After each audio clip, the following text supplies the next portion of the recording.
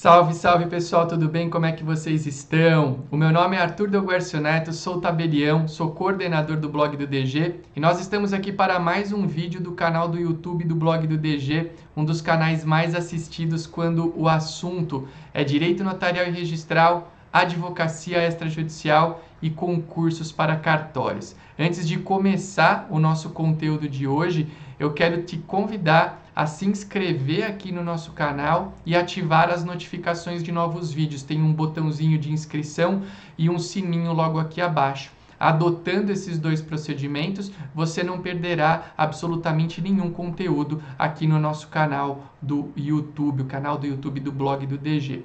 Tema de hoje, a apuração de capacidade das partes nos atos notariais, juízo de capacidade e também um estudo desse juízo de capacidade frente ao Estatuto do Deficiente. Então, o Estatuto do Deficiente, claro, trouxe boas coisas aí para a sociedade, ele é uma medida para, de uma certa maneira, agregar a inserção dos deficientes dentro de um contexto mais protetivo, dentro de direitos mais efetivos.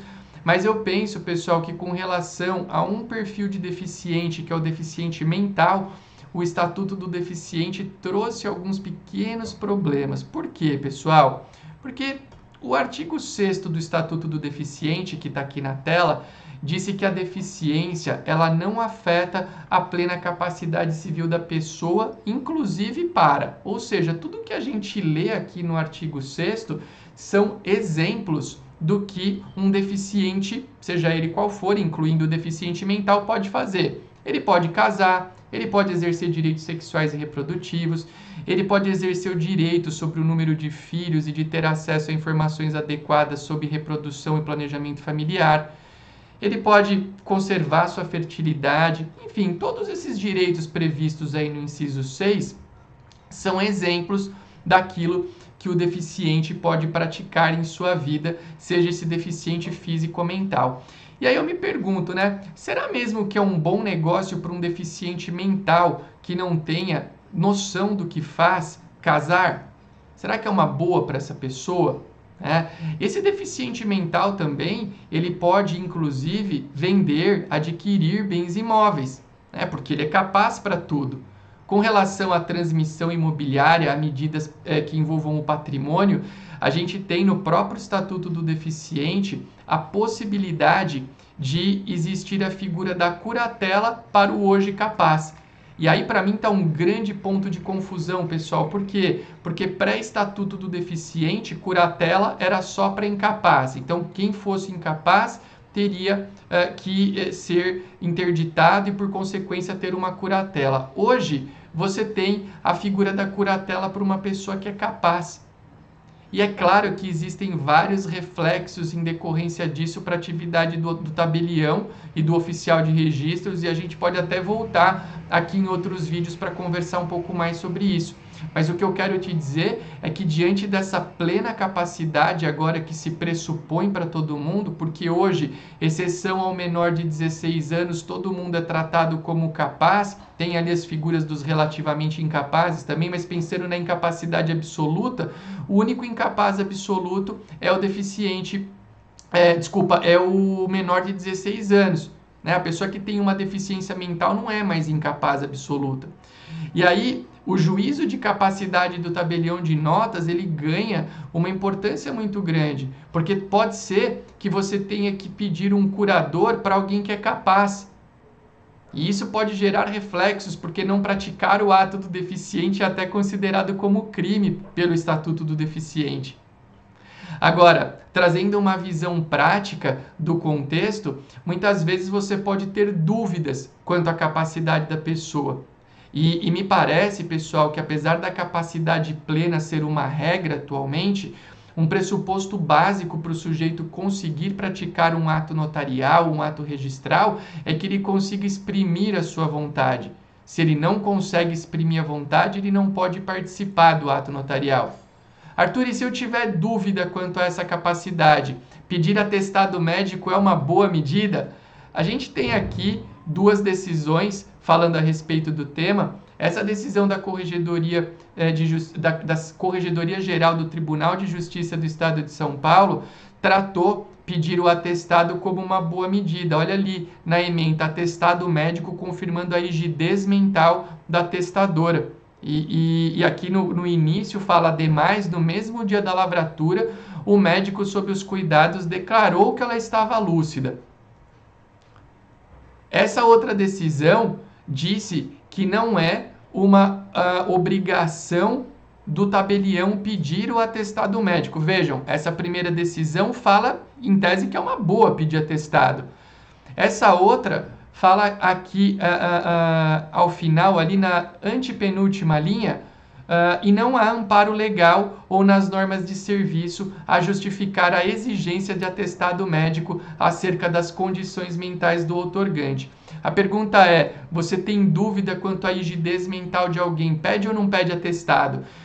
Minha opinião, não pede. Aliás, eu acho que se você pensa em pedir atestado, a ideia é que esse cara não possa praticar o ato no cartório. Por que eu não gosto da ideia de solicitar atestado? Porque o atestado, se você pede, em tese ele vai vincular a tua atuação.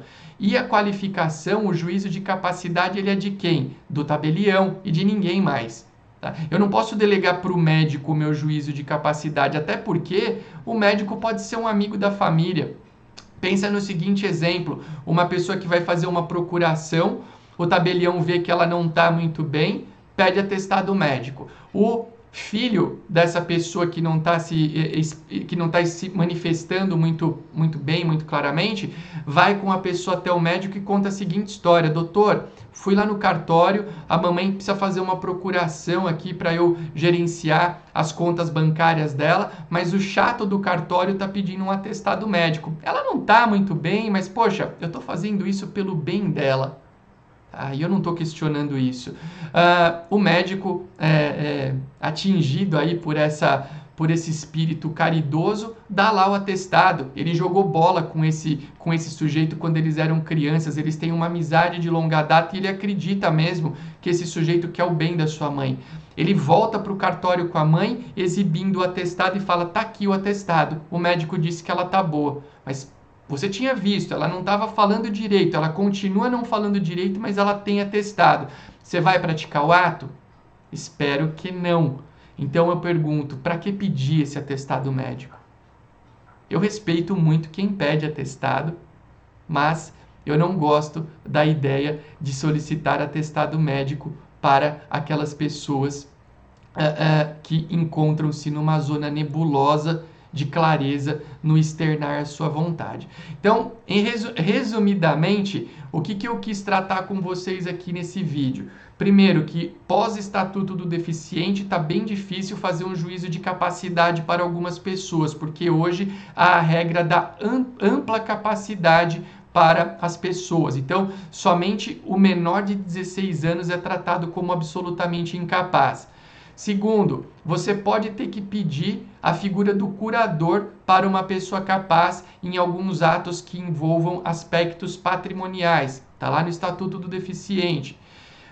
Ponto importante, e esse para mim é o ponto forte aqui desse vídeo, atestado médico, pedir ou não pedir quando eu tenho dúvidas quanto à capacidade. Para mim, eu não acho nada legal pedir, por quê? Porque você está delegando para uma outra pessoa o juízo de capacidade que é teu.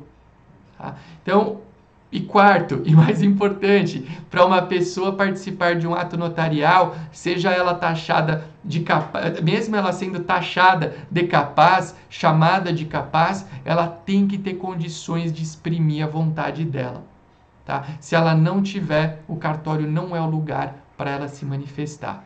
E com esse conteúdo aqui, eu espero trazer uma luz para essas discussões que envolvem Estatuto do Deficiente, juízo de capacidade, pedir ou não pedir atestado médico. Espero que vocês tenham gostado desse material. Se você gostou, eu te peço 2 favores apenas. O primeiro, que você deixe o seu like aqui no vídeo para o YouTube entender a relevância desse conteúdo. E o segundo grande favor que eu te peço é para compartilhar esse vídeo com as pessoas que você entenda que possam se beneficiar. Um grande abraço e até uma próxima oportunidade. Valeu!